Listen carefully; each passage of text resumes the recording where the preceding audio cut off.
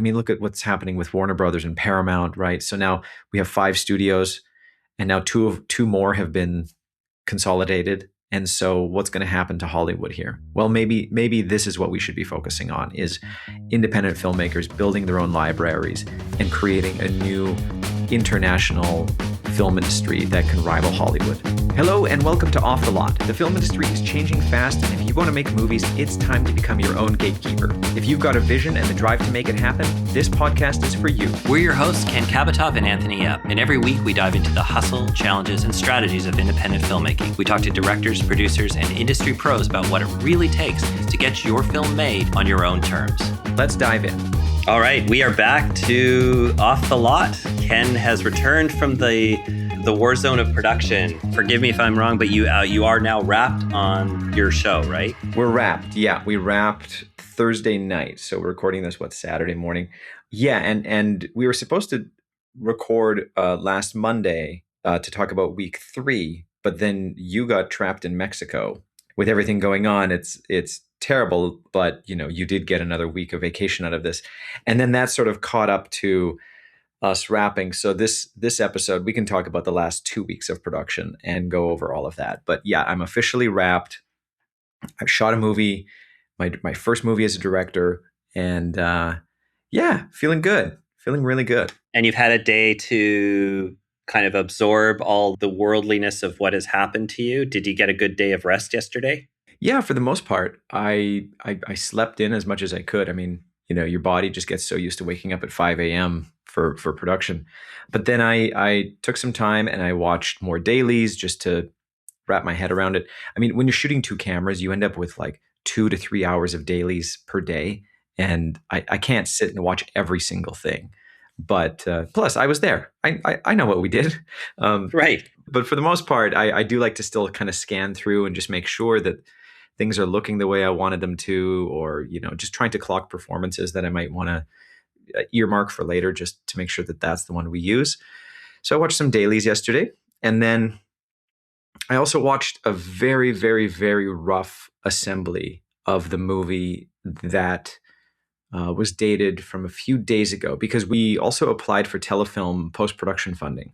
Who knows if we're going to get it, right? You might as well apply. We had everything in place. And so we had to put together an assembly for them. And, I think it's a really solid place to start. It's always terrifying when you look at these things and you're like, oh, no. But even our editor is like, this is rough. This is going to the quarry and grabbing clay out of the ground and putting it on the wheel. That's what this is, right? This isn't the beautiful statue that it will one day hopefully become. So I watched a little bit of that, and that was reassuring. And I'm pretty impressed with how that's coming together. And then what else did I do? No, honestly, I slept. I slept a little too. Like, that was great. That's always a good thing too. Yeah, Martin Scorsese says that if you aren't physically sick watching the first cut of your film, then you're doing something wrong.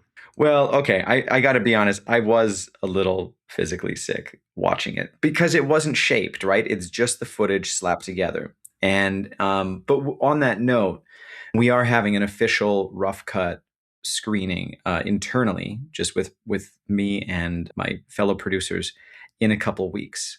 And our editor's flying up. We're gonna get a small theater, screen the rough cut. Because again, we're on an expedited timeline here. We have to get through some of these major hurdles quickly. And at that point, though, I know the movie's going to be in much better shape than what I just watched, which was literally just an assembly of just slap these scenes together and send it to telefilm to see what we can do. But it's still like, you still watch and go like, oh no, is this scene going to work? And I'm like, yeah, I remember it on the day working. I know what we shot. I remember the pacing of it, the blocking, and how the scene was structured on the day. So yes, it will work, and that's just the process. I totally agree with Scorsese. I think he also said, right, that if you love your rough cut, your movie's going to be a disaster, and yeah, in the same breath. So, and it's probably going to be like, at least for the first foreseeable future, it's going to be way too long, because if you have everything in there that you shot, it usually winds up being, the pacing isn't quite right. It feels clunky. It's gonna totally. It's going to be probably 20% too long over what it probably should be in the final version. Oh yeah, I mean the assembly that I watched was 84 minutes, and it was missing, I would say, the last 5 days of production. So like there were a lot of scenes missing from the beginning, definitely within the middle and the end, and so yeah, I think this movie is going to the rough cut is going to clock in over 2 hours. The script timing of it came out to about 95 minutes, which is the sweet spot. I would really, really like to get this down to 95 to 99 minutes, ultimately. But sometimes you just have too much movie. And then you have to let it play out, because also it's a horror film, so it takes time for these for suspense to build and these sequences to take shape. So that's the goal, 99 minutes. Let's just kind of see how we can get that down over the next few weeks. And you haven't even really laid down any real sound design or anything into this yet. Like, you're watching a very pedantic version of a final version that you'll be looking at anyway. Like, a lot of what you might be perceiving as oh, this isn't working properly, is going to be solved in a lot, in both in trimming and in shaping it more. But also, you've got horror films are built around sound design, right? So I'd say it's like 80% sound, right? Like for any film, sound design and score is incredibly important and really ties things together. But for a horror film, I mean, that's it right there. So yeah, it's going to do so much heavy lifting once the scenes are sitting visually in a good place. Then yeah, sound work is going to just like tie it all together. It's going to be great. have you noticed anything in the dailies or in the rough assembly that has pleasantly surprised you? Like, is there, something where you watch in the dailies, you're like, oh, I missed that, or I didn't realize it had landed as well as it did on the day? Not so much yet. Like I haven't found like a surprise again, because I saw it all on the day. But on the day, it happened where little accidents, happy accidents on camera and off camera led to some pretty magical moments for sure. And it's just reassuring to know that like that was captured well. The one thing I am sort of still taken aback by after this whole process is what we've actually managed to pull off in 18 days, and how far like we were punching above our weight. You know, we had fire gags, special effects, stunts. We had driving days, company moves, and multiple locations. 60% of the movie's taking place in this house, but we have a whole bunch of other locations, and they're quite varied. And yeah, we pulled it all off. I'm just still sort of in shock that it all happened. That's amazing. Okay, well, let's go back to when last we spoke. You were entering. You had passed the halfway mark, if you can imagine that. So we're really now talking about the last half of filming, the last 8 days of filming. Well, let's go back to the beginning of that. What we call the third week, I guess, where you had sort of days 16 onward, or days 11 onward. Yeah. So the beginning of week 3, basically, we were shooting the finale. That's quite an involved sequence. And I thought that would be the toughest day that we were going to have on this movie. And I was a little wrong, but like it was having gone through it helped us get this next day, a little bit easier. And so the beginning of week 3, day 11 and day 12 was broken up over this scene 62, which to me really was the nightmare scene for this whole movie. It's an 8-page sequence with multiple characters, and the blocking through this living room and foyer and dining room area. It's just complicated. And going into this, I was like, how are we going to pull this off? But we had a great team. We had a good plan going into it. For this specific sequence, we shot handheld, which helped us move faster. And in order to pull it off as well, we broke it up into 2 parts. So we shot the first part of this exorcism sequence on day 11, and then that took us to lunch. We did other scenes that day for the second half of the day. And then the next day, day 12, was the remainder of that entire exorcism sequence. Yeah, it took all day, but we got it. And it looked amazing. We did, I think that was our record for setups on the shoot. We did 41 setups that day. Yeah. 2 cameras, but but 41 setups. So I don't know what's like barbershop math here is that's what 3 setups an hour basically, Yeah. Yeah. which is quite fast on average. Yeah, for sure. Like 3 setups with 2 cameras per hour. So basically you're hitting it pretty quick. Like I would say on most films, you're trying to get anywhere on a single camera between 10, 15 is sort of like a good optimistic goal usually every day. 15. So 30 total if you've got 2 cameras. Yeah, exactly. So we hit 41 that day, and we needed it. We got a lot of great footage. The scene turned out great, and it's going to be very, very intense and exciting. So that was day 11 and 12. Day 13 had its own other challenges. Which going into day 13, I looked at the one liner. I'm like, hey, this isn't so bad. These scenes are relatively simple. But no, the problem with day 13 was the morning of that day. We were establishing the nightmare world daytime look. So, well, it's not that we were establishing, I shouldn't say that. It's just that we had to go back to it, but it was on the second floor of this house. And so it's a very specific look, a lot of different lighting compared to the lighting for the majority of the movie, plus a lot of haze, special effects haze. And my God, after 3 weeks of being in a house filled with this haze, like that you would find at like a nightclub, that like, oh my God, our lungs must just be filled with this stuff. And at the end of every night, all of us have sore throats. We're coughing. This can't be good for you. But anyway, so Nightmare World on the second floor, which took forever to light. And that's not to say that our lighting team didn't do a good job. It probably would have taken longer if we didn't have the lighting team we had. But it's just you have lights on a lift, right? And then how many lifts do we have? Oh, we're in Indy. We can only afford like this, the one lift. Okay, move it over here. And it was tricky. So we did that. And then we had and then that day we also had fire. We had some special effects fire gags, which was a lot of fun. And our special effects team, like just total pros, they managed to do it very, very quickly and professionally, very safely. But we had this cool flame bar set up in our like little shed studio area that we designated, and we put Talisa and Kim Coates in the center of it and turn them on. And if you shoot through these flames on a long enough lens, it looks like they're surrounded by fire. And then they had these things called ember wands, and they would blast that into the air above them, and little sparks would rain down, little embers. And so it really looked like they were just engulfed in this fire, and they were completely safe, and they loved it. They had a blast, but it looks amazing on camera.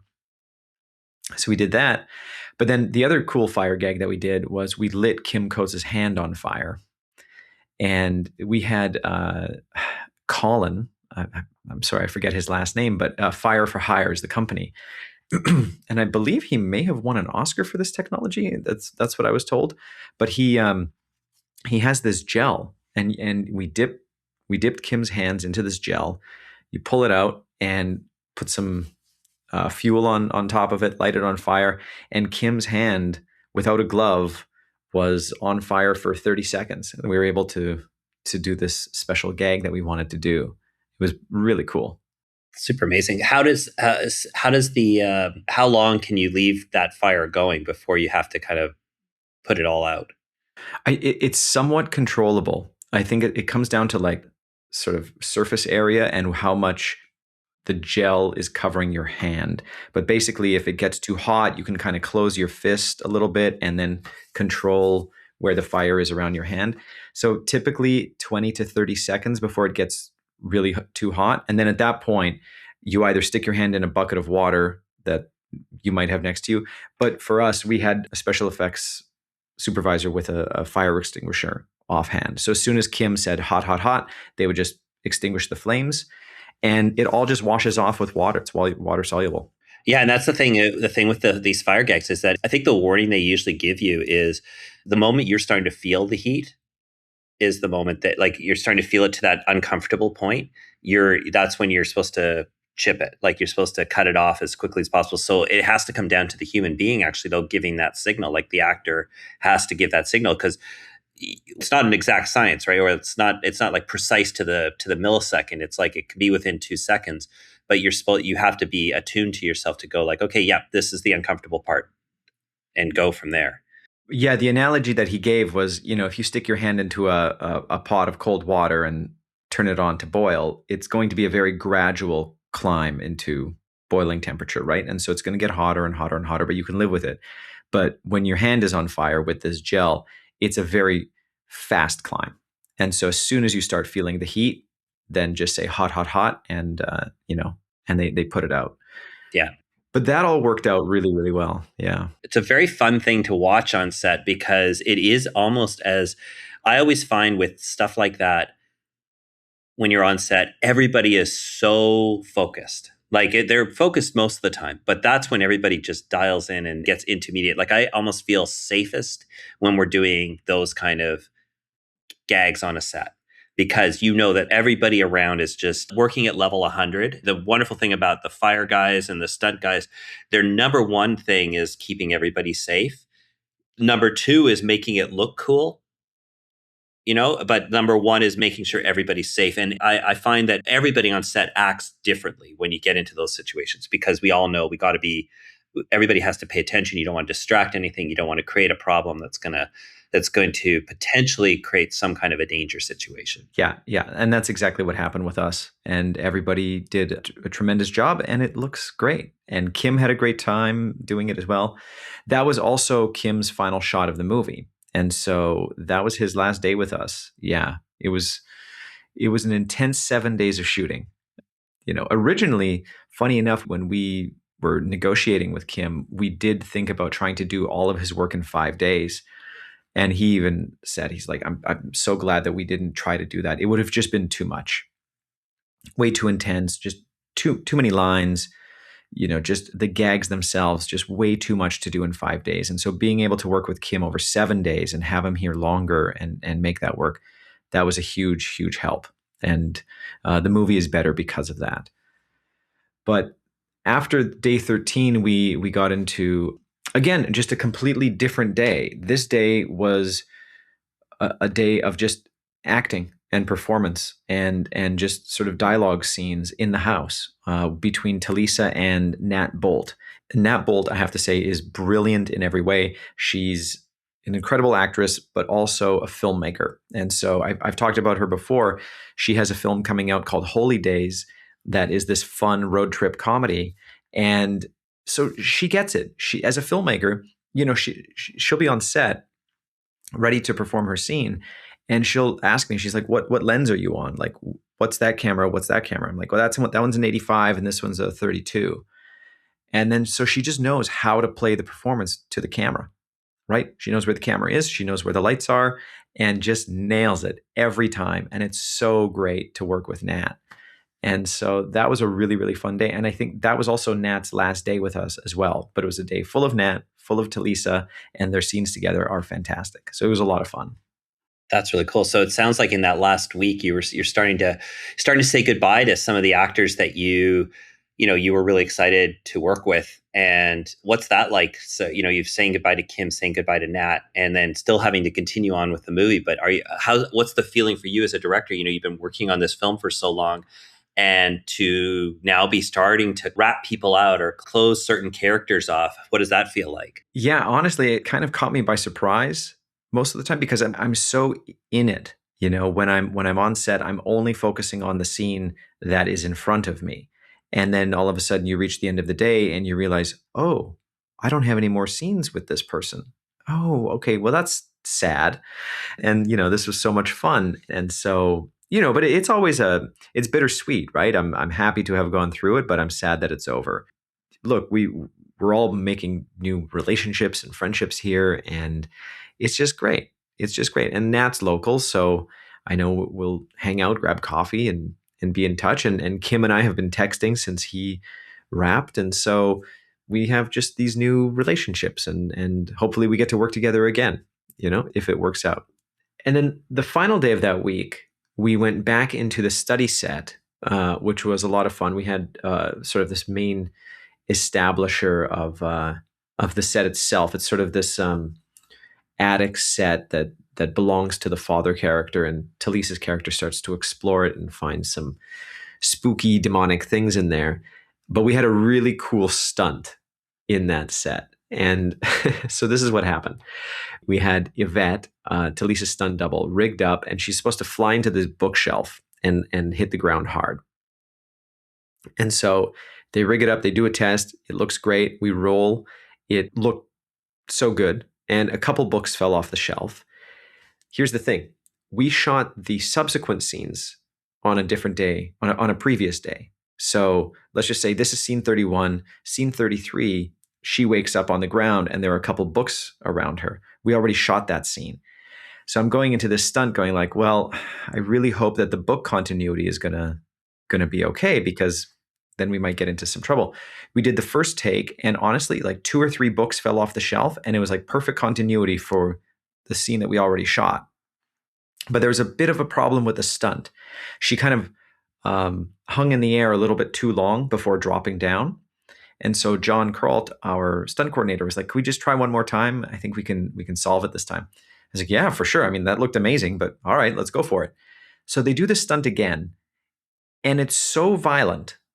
She hits the bookshelf so hard, like 30 books fly off of the shelf and land on top of her, and she's totally fine.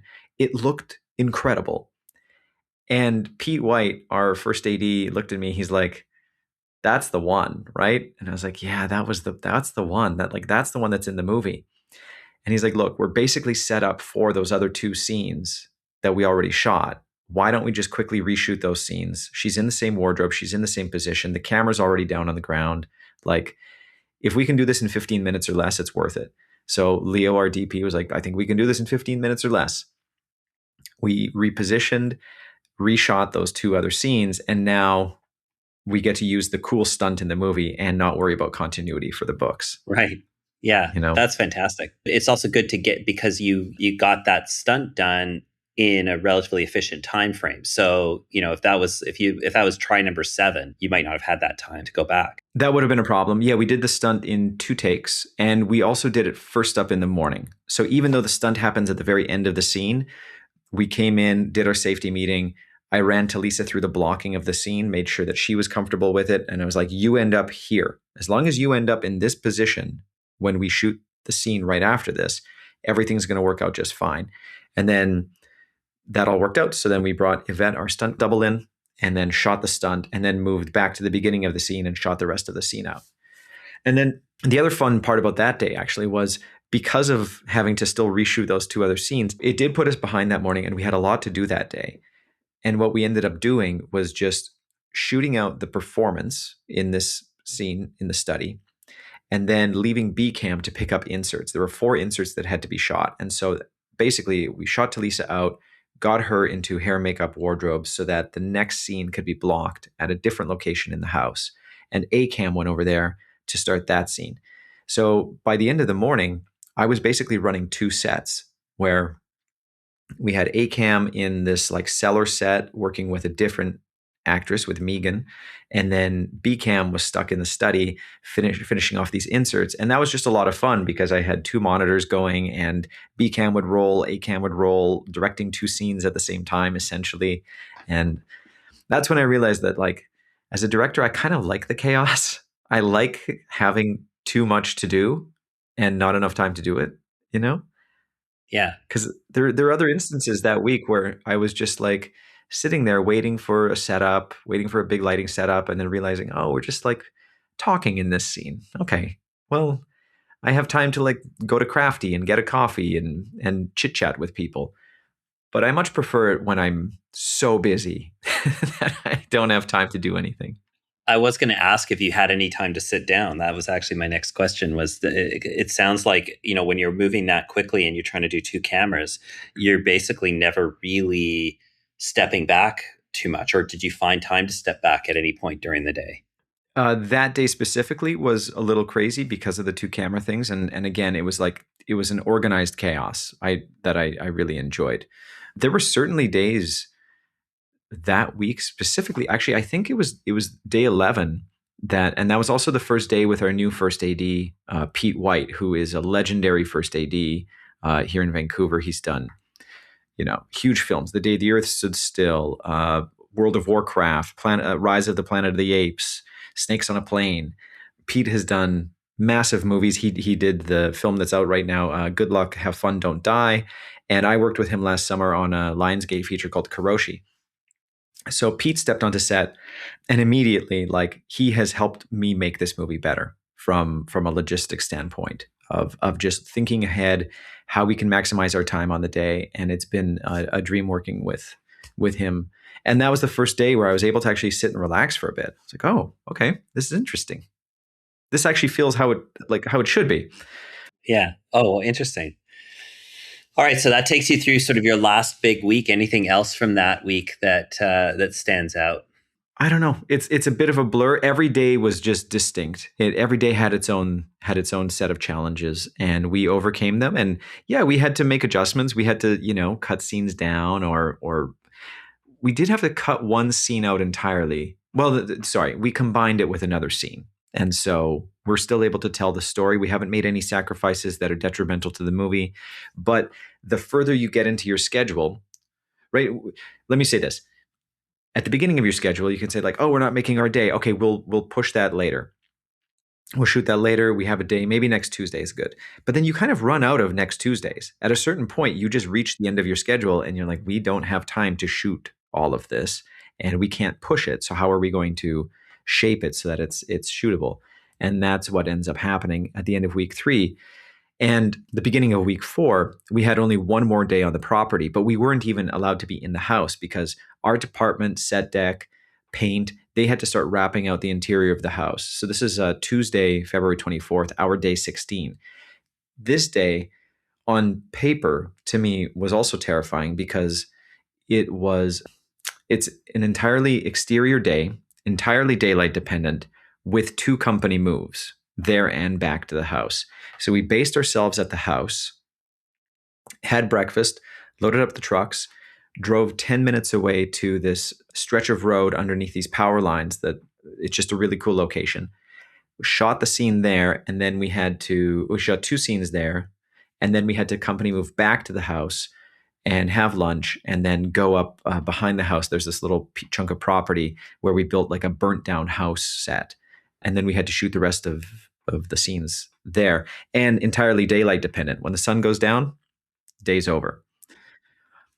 And so on paper, I was a bit freaked out about it, but honestly, that was actually one of our best days of filming, even with the company moves. It was a bit chaotic in the morning trying to get set up, and that setup took a long time. But once we were rolling, we were moving so fast. And that's generally the case with us. It would take about 90 minutes to 2 hours for that first setup, but then we would still get 30 setups by the end of the day, right?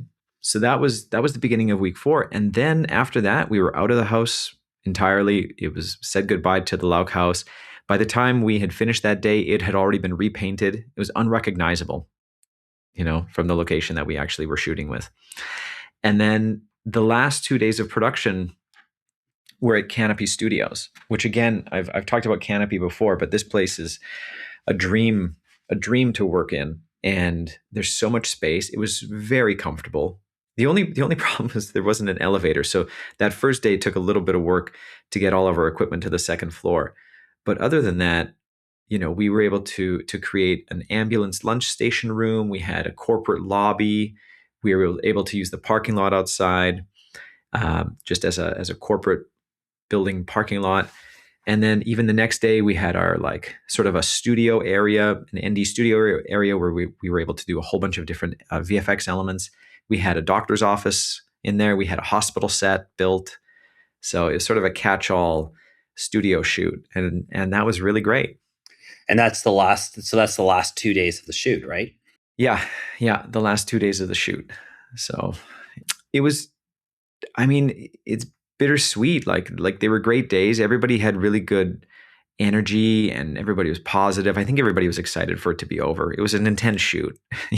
Everybody got along, but it's like after so long, you're like, okay, it's good to take a break. And yeah, but we got really, really cool sequences there. I thought, I'm just looking at the one-liner. Yeah, we arranged actually some of these days up a little bit based on how the one-liner went, but the hospital room scene was the last scene with Megan. And so we wrapped out Megan. Then we wrapped out Talisa, and we did some like just insert shots to end the shoot, basically. And that was actually a great way to end, because even though we weren't rushing to make our day. I think we were like within 15 minutes of when we had to wrap. But just doing a bunch of inserts, it was a much more relaxed vibe. The scenes were over at a certain point. The acting was done. Now we were just doing like cool insert shots of VFX elements. Yeah, there's so much, clock management in filmmaking, where, your day just is, you have X amount of hours in the day. Occasionally you get to go into overtime, but that's a money decision, not always available on every single day, and so on. So you're just that 12-hour day, it expands and contracts to fit what's available to it. It's crazy how that works. Like there were so many times where I was like, oh man, this is all we're doing this afternoon, and somehow it still takes 6 hours. Yeah. And then other days where it's like, how are we going to do all this afternoon? And we did it in 6 hours. It's amazing. I always call it's like there's like a football, sort of like the 2-minute drill, where it's like you can accomplish 1,000 times more in the final 2 hours of the day when you have to. But then you can also find yourself with an insert shot that should take 15 minutes that takes 45, because somehow the time expands, and it's not like anybody's moving slow. It just feels like somehow the clock is actually dictating your speed. It's so true. I think it was on day 17, right? Like we were shooting in the parking lot at night and outside this ambulance, and I think I had 21 minutes left on the clock before we would hit overtime, and we couldn't, like, we can't afford overtime. We can't go into overtime on this movie, and so we have to call it, right? We have to shut down. And I had 21 minutes and still one shot to get with a lens flip. But Leo, our camera team, they were just calm. They were like, "Yep, no problem. It'll be fine." And sure enough, like 15 minutes later, we have the shot set up. It's lit. I think it's like, let's just say we had to wrap at 9 p.m. It's 8:53, and I asked our script supervisor, I'm like, "How long is this scene?" She's like, "It's 2 minutes and 25 seconds." I was like, 8:50. Okay, I can run the scene twice. I'm not going to cut, because if I cut, that's going to eat up 2 minutes of final touches and setup, and there's always an adjustment if you cut. So basically, I'm like, roll camera. And I rolled the camera for 6 minutes, and I think I got 3 takes out of it. And there's that fun little rule, it's more of a union rule, but we use it in indie film too, where it's like, if you're rolling, when you hit if you're rolling, as long as the camera's rolling before that 12-hour mark, you're not technically in overtime. And so, you get to finish the shot off at least. And so there's always that sort of trick of just saying like, okay, well, instead of cutting, we'll keep moving, we'll keep rolling and go back and reset until we get the right one in the can. And there's a lot of forgiveness on the crew, usually, especially if you haven't been abusing them with that practice, where everybody will give that to you because they want to get the good take. Like they want that last take to be good. So they don't want to leave you never want to leave with like, oh, that never worked and we had to wrap. So that was that. Yeah. I mean, we spent all of this time and energy setting up shots and doing all of this hard work. And the point is to roll. Like it's to capture the things when we're rolling. So let's make sure that we actually get what we need when we're there. So I had to push back a couple times to just be like, we didn't get it. Like, I can't move on from this until we get that. And look, a huge shout out to our cast, because we were able to get great performances across the board, usually in 2 takes, maybe 3. And then sometimes there would be a technical thing or whatever. We'd go to 4 or 5. But generally speaking, 2 takes and we got it. And 2 takes with 2 sizes. That is the other thing. I'm never shooting with a single camera again. Everything I do now has to be 2 cameras. The amount of footage that I was able to get, and just like creatively, the shots that I was able to get, that is what's going to help separate us from other films. I think, like at this budget level, is we just have more to choose from and more options in the editing room. And so 2 cameras all the way. It always feels like that's an interesting choice, because the purists out there always say, oh, I want to do single cam because I want to be able to make every shot intentional. And that's a fair thing. But when it comes down to it, I remember talking with a director once who said, your job here is not to be a purist. Like, if you want to get the best movie possible, you have to give yourself the most ability to get as much as you can every day that you're filming. If you're limiting yourself too much, like it can be single cam or other options, you're hurting yourself to satisfy some purist ego that you might have in order to make something that nobody is going to care about in the end. Well, it's a fine line, because our DP Leo will never shoot. Will never, like, I think we only cross covered once or twice. And so, for those that aren't aware, cross coverage is when you say you have one camera on actor A and you have a second camera on actor B, and you're shooting. The cameras are crossing, viewing planes basically during the scene. That's to maximize time so that you can just cover the whole scene in one take. That is a huge sacrifice in lighting, because only one person's really going to look good in that. And so we almost never did that. We only did that if it actually did still allow the movie to look good. Leo won't shoot a bad shot. And so many times, though, we would be in a situation where we couldn't run B-cam. Like, we still only could shoot single camera. But B-cam was on standby getting set up for the next shot, which saved us time. Many, many times I still would have B-cam somewhere, off axis, picking something up or getting them to roam a little bit and pick up an insert along the way. And that's what I mean, is like, they just allowed me to maximize my time and still get things that were on my shot list. So I was still getting everything I needed. It wasn't just like, sometimes they would be free shots. Sometimes I didn't even imagine having B-cam for this setup. But Leo's like, look, if we put them here, we get a free shot out of it. You might use it, you might not. And so many times B-cam would end up getting a beautiful looking shot that I know is going to be in the movie. But even just the leapfrogging factor of, we're shooting single camera for this scene because B-cam can't get a shot that looks good. So Leo would not allow it to be shot, which is great. So the purist in me is happy about that. But then the producer in me is also happy that B-cam is already in the other room setting up for that next shot, and we can just leapfrog and maximize our time. And so that's what I mean. It's just like, and then we can get more setups throughout the day. So I'm still able to get all of the shots that I want for the movie. Well, and the purist is about making a really good film and really telling a really good story. And I think in that respect, you're achieving that, but you're using the tools at your disposal. You have two cameras, you have two camera teams. There's no sense in one of them sitting around for an hour. They've got to be doing something. And if you can maximize the use of the crew that you have, you'll get more out of it. And I'm sure, we always say, A cam and B cam, but if B cam is getting A cam shots, is getting opportunities to get A cam shots, then B cam is becoming, their own de facto A cam team. And that's good for them as well, because they're getting to do more.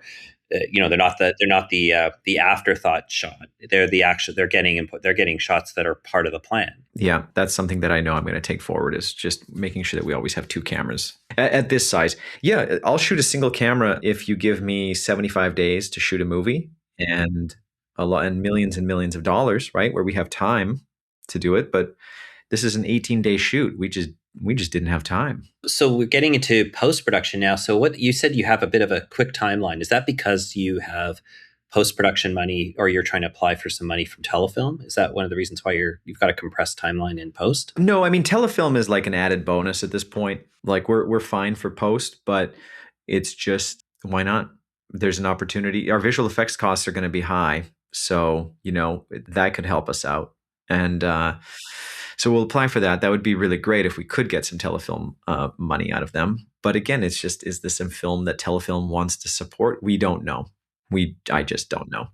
But in the meantime, our things are trucking along really well with post. Our editor and assistant editor are assembling everything, as I mentioned at the beginning of this conversation. And then soon we'll have a rough cut, and then I'll get into my director's cut, producer's cuts, and so on and so forth.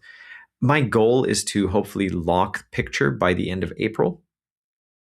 And then we can start sound and music in May, and VFX. Because ultimately, look, the dream is try to get into TIFF, right? And so I think the deadline for that is like end of May. So we want to give them a really polished cut, as close to the finished product as possible. And that's part of the reason why we want to expedite this timeline, right? But again, TIFF is really, really difficult to get into. So I can't put all my eggs in that basket. There are other great big festivals that we can go to, but TIFF is certainly the goal right now. So it's sort of built around that timeline.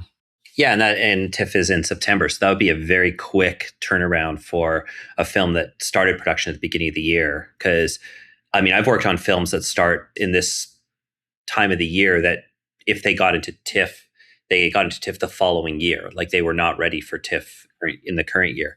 So that's really good to get it in there. And it also just kind of allows you to keep momentum going because you've built all this goodwill and momentum, not just with your crew and with your cast, but also like with the additional social media and all these things that you've been doing to kind of build a fan base for this film. You don't want that to drag on forever. You want that to be able to accelerate over the next few months and have something to show for people to celebrate soon. Yeah, absolutely. All of the above. And this is a film funded entirely by private equity and government tax credits. But, there isn't any soft money involved in this film, unless, of course, Telefilm came in for post-production. Then that changes the equation a little bit. But I have to deliver a movie that's going to make my investors their money back. And part of that is delivering a movie sooner than later, right? So we have to keep that in mind as well.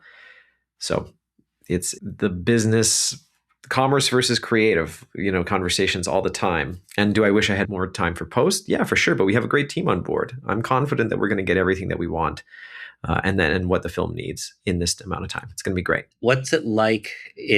Just wrapping this thing out. Are you feeling heavy? Are you feeling elated? Are you happy that it's all over? What's your feeling right now? Are you having any kind of like post production malaise or anything like that?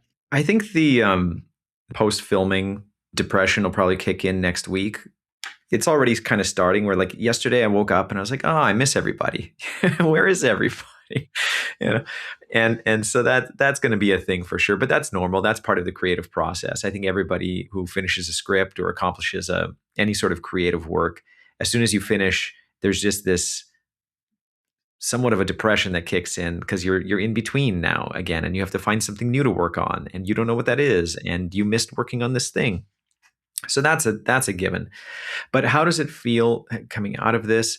And look, it feels exactly the same as I envisioned it feeling a year ago. I have been focused on this for so long. I've meditated on it, manifested it, whatever you want to call it. I have just dreamed of this moment. And yeah, it feels exactly like I expected it to. And it's great. All of it's great. But I'm not, there isn't a surprise feeling. There isn't this like eureka moment of like, oh my God, this is what it's like to have made a movie. No, this is exactly what I expected it to feel like. And it's true. But I'm loving it. It's the best job in the world. I hope I get to do this for the rest of my life. Let's see how this movie turns out. I hope that this opens some doors for me. I hope that we get to make a sequel to this film. It is a franchise. And I hope that it can help us launch more films and more franchises with my collaborator, Christopher Nash, right? We have so many other ideas in the works, but it just comes down to let's focus on this one, make this one as good as it can be, and get it out into the world and see what happens. And so that's anybody's guess at this point. There are so many things out of my control as far as the market, Hollywood. I mean, look at what's happening with Warner Brothers and Paramount, right? So now we have 5 studios, and now two more have been consolidated. And so what's going to happen to Hollywood here? Well, maybe this is what we should be focusing on, is independent filmmakers building their own libraries and creating a new international film industry that can rival Hollywood, and I'm happy to be a part of it. All right. Well, one last question, and then I'll let you get back to wrapping out your film. So, if you finished production, if you could send one note back to your former self at the beginning of day one, not necessarily a creative note, but just like a human note that you could send back to yourself for day one version of you. Yeah, just let it go. Like lean into the chaos. Let it go. Things will work out. You know what you're doing. You've prepped this and you know what's right, and just let things play out and then, take action. Very much a stoicism sort of belief of just you can't control everything. So all you can control is how you react to things. And what happens, and it's just about how you deal with it. And for the most part, because of the prep that you've done and how much work you've put into this movie, you know what the right thing to do is. So just focus on that and keep pushing. Fantastic. Well, I think let's leave it at that. Let's send you back to your weekend, and we will reconnect next week. I don't even know what we're going to talk about now. I guess we can talk about the rough cut and how that's going. But I'm sure we'll have something to Yeah, bring we'll have a lot of great things moving forward in Off the Lot this season. Yeah, but the movie's done, and I just appreciate everybody hanging on for this journey. It's been really cool to talk about it every week. Amazing. Well, let's reconvene. Okay, so that's it for this week's episode of Off the Lot. We want to hear from you. If there are any topics you want covered or any questions you'd like answered, please email us at podcast.offthelot@gmail.com. You can also find us on Instagram and YouTube. Our handles are in the show notes. Be sure to like, follow, and subscribe. And share this with your friends. See you next week.